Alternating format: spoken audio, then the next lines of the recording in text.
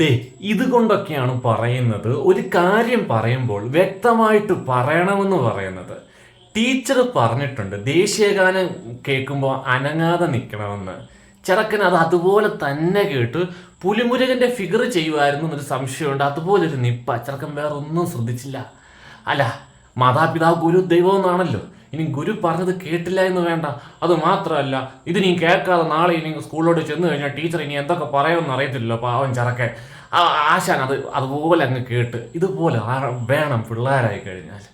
അയ്യോ, ഇത് ഇനി അവൻ്റെ അഭിനയമാണെങ്കിൽ അവനൊരു ഓസ്കാർ അല്ല, അവന് അത് കൂടുതൽ വല്ലതും ഉണ്ടെങ്കിൽ കൊടുക്കാൻ പറ്റിക്കഴിഞ്ഞാൽ കൊടുക്കണം.